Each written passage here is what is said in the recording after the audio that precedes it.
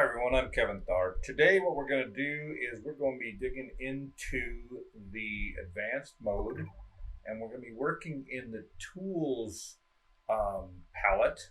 And what we're specifically going to be working on is this selection tool and the subtools that are there. So the selection tool, the group selection, flip selection, select all, and invert selection. So what I want to do is I want to come in and I want to add a sketch to work from here, and I've got a specific sketch that I want to use. It's actually pretty far in here.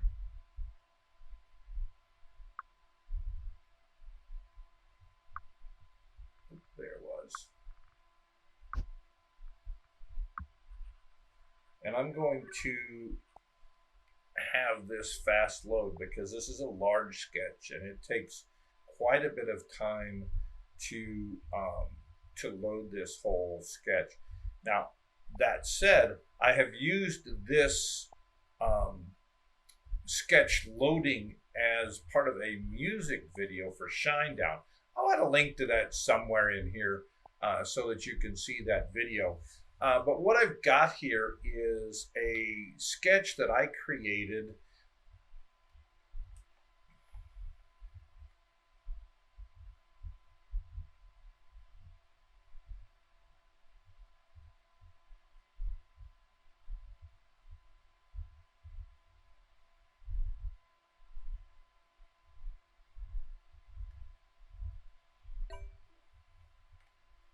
This is a sketch that I created actually several years ago when I was working on a project that has stalled, but basically it's centered around this character. And this character, as you can see in this diagram, and I'll use the fly so that we can get in closer. There are multiple versions of this character throughout this scene. And so I needed to have the ability to create multiple versions of that character and make changes to certain of those so that I could proceed. So this is a really, really big sketch. And so what I want to do is, first off, just for demonstration purposes, I want to get rid of some of this, and I'm only going to keep it to sort of some of the bare essentials. So the first thing I want to do is I want to use this selection tool, and I'm going to grab the main character. So to grab the main character, what I do is, again, I choose the selection tool, just the raw selection tool, and then I hold the trigger down and I start grabbing all the individual strokes. So let me back up. I just double clicked to unselect it. I've got the ability to grab individual strokes, or I've got the ability to grab individual strokes one at a time and to add them to the selection. So as long as this selection tool is selected, everything that I click begins to become part of that. I can also hold it down, the trigger down, as you see here, and I can select multiple. So anything I come across is selected. And so you can see there, I've got that character selected. That's really useful. You notice it took me a little bit of time there. I'm going to be making multiple versions of this as I'm doing it. So what I want to do is I want to go to this next thing, and I want to choose this group selection. So these are the strokes that are selected, and of all the strokes in this scene, the only ones that are selected right now are this character. And so what I'm going to do is I'm going to choose this group selection. And when that happens, you get that little notice that says grouped. But now when I come in with the selection, if I choose any of the strokes that were part of that group, it chooses the entire character. So what I'm going to do is I'm going to use that to my advantage. I'm going to come over here And I'm going to grab some more of this, just enough so that we have sort of a background. So I'll grab these strokes here, and you'll notice that they sort of disappear as you grab the strokes. And that should be enough for now. So what I want to do, though, I want to get rid of all of the rest of the strokes that aren't in here, because this is, from a size standpoint, this is a significant drawing. And you can see what they call the sketch cost by going to more options and then settings. And you see that this is pressing the limit of the memory that's available for this. So for this particular demonstration, because I'm trying to use video, I want to free up some of that memory. So I'm going to get rid of some of that. The way I do that, going back to my selection tool, I'm going to choose invert selection. And what that's did is it grabbed everything but what I had selected. So what I'm going to do, I'm just going to grab my tool, and I'm going to use the process of just throwing it away to get rid of all of the strokes that I had not grabbed. So now you'll see that the only thing that's left are those strokes that I have selected. So I'm going to do a couple things to help us to visualize what's going on here. First, I'm going to go to the environment, and I'm going to put the pedestal in here. So you'll notice that the environment changed, and now we can have a situation where our main character is there by the pedestal. I'm going to move these things a little bit closer just so that it's easier to work with. And you know what? I want to group all of those. So everything in this background, I want to group. So I'm going to choose that. So if I ever want to choose this, and you notice I looked to see if there were any strokes left behind, and there weren't in this case, but there often are. That's one of the big advantages of using the grouping. So you'll see that what I'm doing is I'm just using this grouping and selection tool to make it easier for me to move items around on my screen.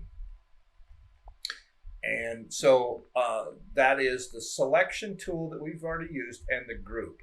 So if I was to choose this, I can also ungroup that, so that if I didn't want to move everything, if I just wanted to grab that one element and move it out, I can ungroup it. Or the other thing that I can do, like I did the group, I'm going to use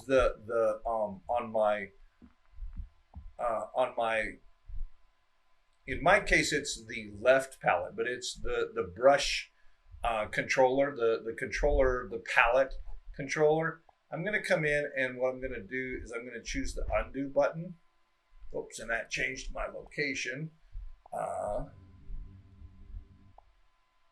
And then I stepped backwards through the things that I'd done, and you'll see that I'm back to having that all selected. I'm just going to choose the group selection, and it's regrouped, just so that it's in the state that I want it to be for the demonstration of this video. Okay, so we've looked at the group. Now, the other thing that we can do is flip the selection. So I'm going to grab the character here. The character's name happens to be Phan, P-H-A-N. And when I have that character, you can see that I can manipulate that character, large and small, in and out location, pretty much anything that I want to do with that entire group of strokes within the 6 degrees of freedom, the X, Y, and Z axes. If you don't understand that, there's a video in the playlist along with this one that you can watch. Check out my YouTube channel if you want to look at that. But the 6 degrees of freedom is the ability to work within a 3-dimensional space. So I've placed the character here, and what I want to show you is you'll notice that this scale comes up a lot when I'm recording these videos. That's because I use this all the time in order to give me the ability to move around within my sketches if I wanted to work on details. Say that I wanted to change the color of their hair. I'll show you that in a minute. But when you have the selection tool selected, but you're haven't got anything selected, what that does when you squeeze those two inner portions of the controller is it changes the scale of the entire scene. And that's why I brought the pedestal in here, is that pedestal becomes our frame of reference. But when I have something selected, and you'll notice that I've got both fan and the background selected, when they are selected and I use that same function of squeezing my inner controllers, or when I touch this, so I have to have the selection tool turned on and I have to touch this. Anything that is selected when I'm touching that selected tool, so I have to go up and I have to grab a hold of it. That changes the scale of what I have selected, but it doesn't change the scale of the world. So what that becomes is a way that you can really influence the size of what you're working with, because we live in a finite world, but we're working in theoretically unlimited virtual world. We've got the ability to really change the size of things that we're working on. So I can do really large strokes, or I can come in and I can use this to work on very fine things. So I was talking about changing the color of their hair. Let's say that if you remember the main drawing that I was in a few minutes ago, there were characters that had blue hair, red hair, etc. Actually, all of these colors that are here. The first thing that I want to do is I want to grab one of those colors. So going back, grab my dropper, I'll pick up red. So I'm going to change this fan's hair to red.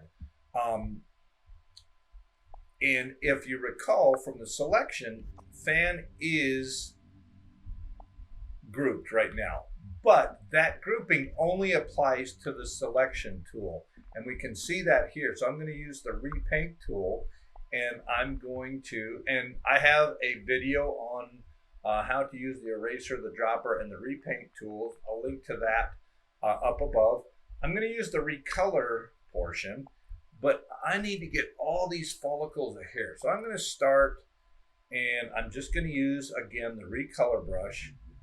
And I want to color the hair, but I don't want to color anything but the hair. So I'm going to zoom in closer using my scale.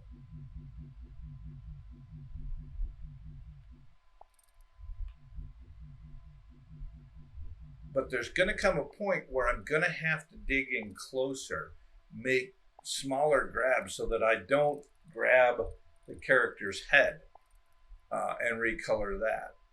So I've changed the scale, and I'm going all around within my 6 degrees of freedom in this drawing to select all the hair and just the hair.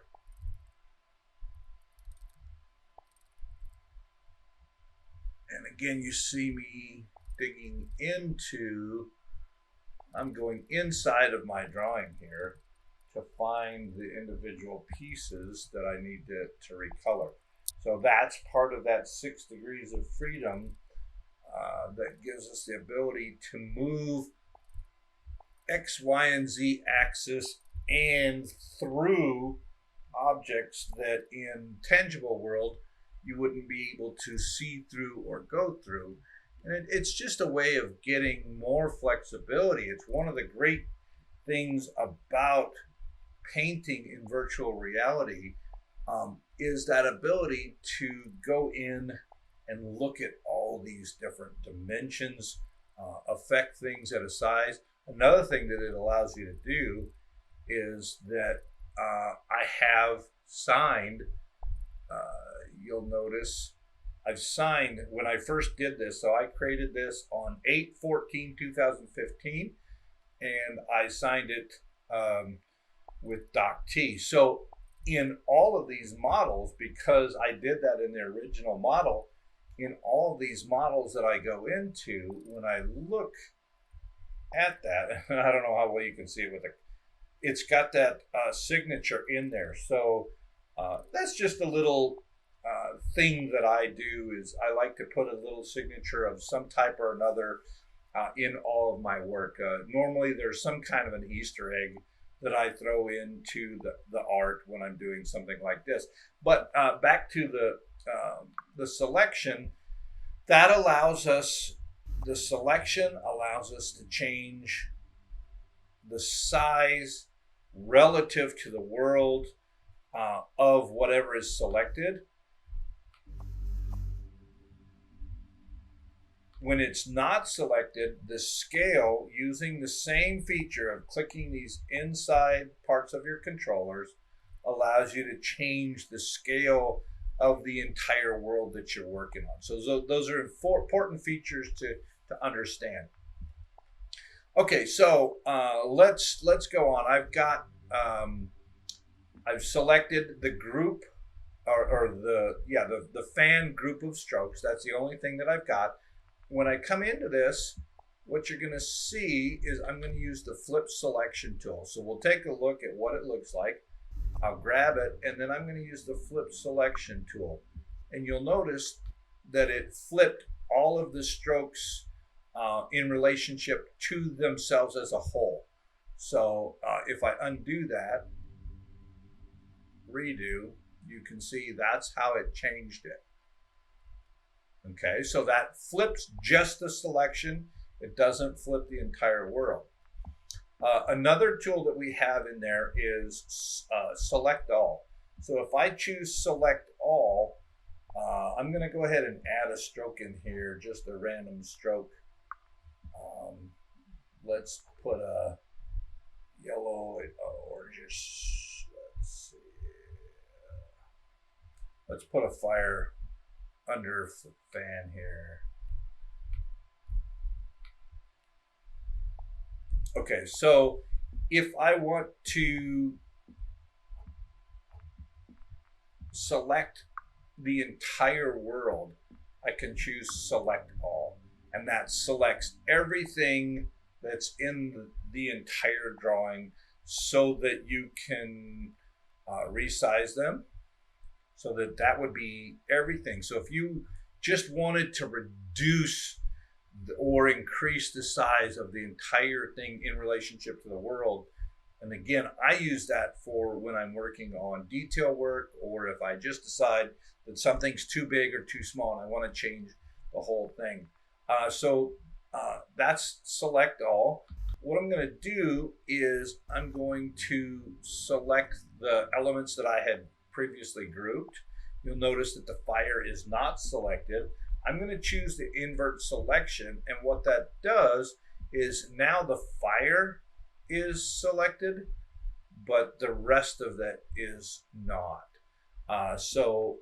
If I choose invert selection again, so that allows you the ability to just manipulate the world that you're working with in the ways that you want. So that is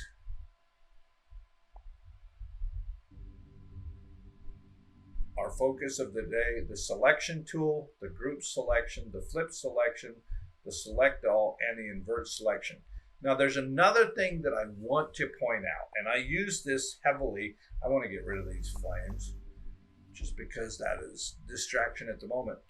There's another feature that is part of the select tool that shows up on your brush, and that is when something is selected, if you touch the selection with your brush controller, this button down here, that allows you to press that and duplicate whatever was selected.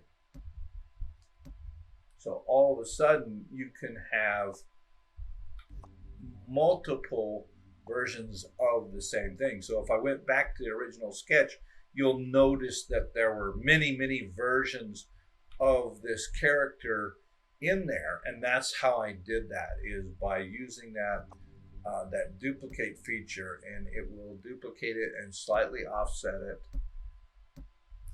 so that there are multiple versions of, in this case, that character. So if you were doing a bunch of flowers, great way to do that. All right, so there we go. That is the selection tool, the various options that are in there.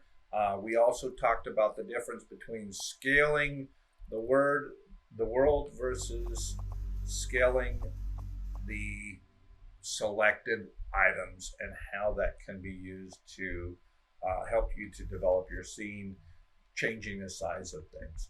All right, that's all I've got for now. We will talk to you soon. The next video, we'll talk about some of these other tools that are available to us. Bye-bye.